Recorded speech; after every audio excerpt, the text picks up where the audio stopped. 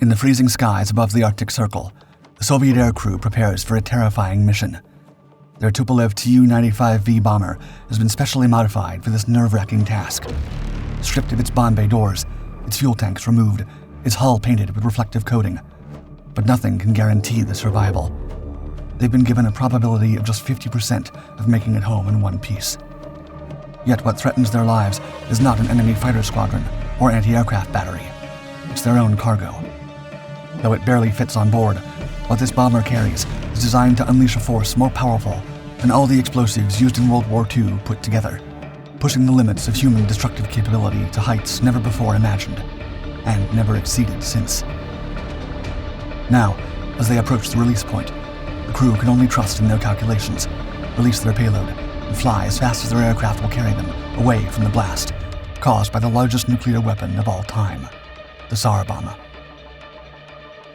By the second half of the 1950s, the Soviet Union found itself trailing behind the United States in the Cold War's intense arms race.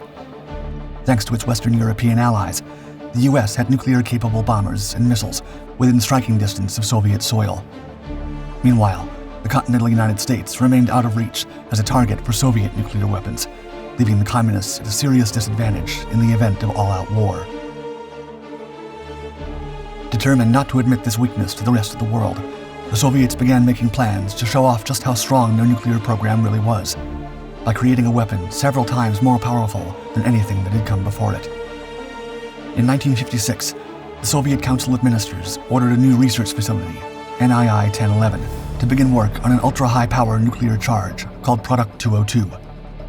The initial design aimed for a yield of 30 megatons. Over the next 2 years, the team refined their plans, eventually producing detailed blueprints for a device that could theoretically yield up to 50 megatons. However, after a series of experimental tests in 1958, the project was shelved and the prototype was dismantled. But the dream of a superweapon didn't fade. In 1960, work began again at another facility, KB-11, where a team led by physicist Andrei Sakharov started developing a far more ambitious design. Their new bomb was designated AN-602, though it was soon given the codenames Ivan and Vanya, and in more recent years it has become known as the Tsar Bomba, or King Bomb, a reference to Russian historical artifacts, the Tsar Cannon and the Tsar Bell, noted for their immense size. The Tsar Bomba would be a 3-stage thermonuclear device with a theoretical yield of 100 megatons. The design was revolutionary. It used a nuclear fission bomb as its first stage, which would trigger a second stage consisting of thermonuclear charges. The energy from these explosions would then compress an enormous third stage, rumored to actually consist of several separate thermonuclear components. Concerned about environmental impact, the scientists made a crucial change, replacing the uranium in the third stage with lead. This modification meant 97% of the blast would come from thermonuclear fusion rather than nuclear fission, reducing the yield to 50 megatons but minimizing radioactive fallout. Meanwhile, maximizing the bomb's propaganda potential, Soviet Premier Nikita Khrushchev set the test date for October 30th, 1961, to coincide with the 22nd Congress of the Soviet Communist Party. This placed huge pressure on the team, forcing them to bypass much of the mathematical analysis usually carried out when developing new thermonuclear weapons as they rushed to meet the deadline. This caused several doubts among the team, which led to multiple last-minute modifications, but in the end, the bomb was ready on time. The completed device was unlike anything ever built. 26 feet long, nearly 7 feet in diameter, and weighing 29.8 tons. It was so large that assembly required a special workshop built over railroad tracks, where the bomb was carefully constructed on a flat car. When finished, the workshop was dismantled around it, and the rail car was disguised as ordinary freight for transport. This behemoth would force the world to recognize Soviet nuclear capability, if they could successfully deliver it to its target. The Soviet Air Force now faced the challenge of finding an aircraft that could carry the nearly 30-ton bomb. The Tu-95 bomber, their most capable aircraft, could typically carry only about a quarter of that weight. In order to make the delivery of the enormous weapon possible, engineers began an extensive modification program on specially selected Tu-95V aircraft. They stripped away the bomb bay doors and removed fuselage fuel tanks in order to create more space, though even then, the massive bomb would still protrude from the aircraft's belly during flight. transformation didn't stop there. The entire frame had to be reinforced to handle the unprecedented payload. Special attachments were designed just to lift the bomb from mounting. A unique parachute system was also created in order to slow the bomb's descent, giving the crew precious extra seconds to escape the blast zone. In addition, the aircraft was painted with special reflective white paint to help protect against thermal radiation. Major Andrei Dernovtsev and his crew received their mission after final specifications were completed on October 24th, just 6 days before detonation. Despite all modifications and precautions, their calculated survival probability remained at only 50%. As dawn broke on October 30th, Major Dernovtsev and his crew boarded their modified Tu-95 bomber at the Olenia airfield, joined in the sky by a Tu-16 observation aircraft that would document the test. Their destination was the remote Mityushika Bay test range near Novaya Zemlya, far above the Arctic Circle. At 11:32 a.m. Moscow time, the aircraft reached the designated position. From an altitude of around 34,000 feet, they released their massive payload.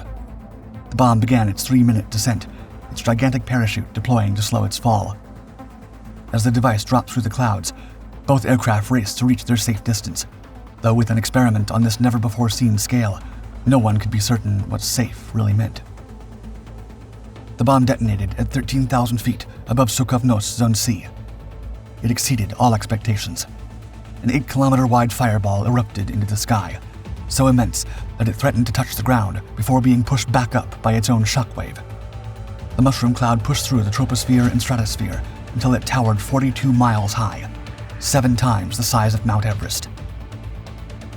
One of the Soviet cameramen charged with filming the momentous event later described the scene, quote, "The clouds beneath the aircraft and in the distance were lit up by the powerful flash. A sea of light spread under the hatch, and even clouds began to glow and became transparent. At that moment, our aircraft emerged from between 2 cloud layers, and down below in the gap, a huge bright orange ball was emerging. The ball was powerful and arrogant like Jupiter. Slowly and silently, it crept upwards. Having broken through the thick layer of clouds, it kept growing. It seemed to suck the whole Earth into it. The spectacle was fantastic, unreal, supernatural." The shockwave caught up with the Tu-95V bomber 71 miles away, and the Tu-16 observation aircraft at 127 miles. The Tu-16 was thrown about by the blast, its speed suddenly increasing and its altitude dropping 2,600 feet before the crew could regain control. The immense energy released would generate a seismic wave that circled the Earth 3 times. The explosion's effects reached hundreds of kilometers from ground zero. The flash was visible from more than 620 miles away, while the mushroom cloud's cap stretched 59 miles wide. The explosion's destructive power was staggering. In the military town of Severny, 34 miles from ground zero, every building, wooden and brick alike, was completely destroyed. One observer wearing dark goggles reported feeling the thermal effects from 170 miles away. The blast was so intense it could have caused third-degree burns at a distance of 62 miles. The blast shattered windows 560 miles away in Norway and Finland. Radio communications went dark for an hour as the explosion ionized the atmosphere, a scale of destruction unprecedented, even for nuclear tests. The weapon was too big for military use. No missile could carry it, and even the modified bomber barely managed. But it had served its purpose, demonstrating Soviet nuclear power to the world. The test led to the 1963 Partial Nuclear Test Ban Treaty, banning atmospheric nuclear tests. For its creator, Andrei Sakharov, it marked a turning point. He would become a champion of nuclear disarmament and human rights, eventually earning the Nobel Peace Prize. The device proved there was no theoretical limit to the destructive power of thermonuclear weapons, and that humanity had reached a point where even the scientists creating these weapons had to question whether they should. For decades, the existence of this extraordinary test was documented only through brief video clips and photographs. In August 2020, the Russian government unveiled the complete narrative when the Rosatom State Atomic Energy Corporation released 40 minutes of classified footage. This revelation, coinciding with the 75th anniversary of Russia's nuclear industry, offered unprecedented insight into this pivotal moment in nuclear history. The The previously unseen footage serves as a powerful testament to a different era. While nations maintain their nuclear arsenals today, the age of such massive atmospheric tests has passed. Humanity glimpsed the possibility of unlimited nuclear weapons and deliberately chose restraint. This historical record resonates beyond mere curiosity.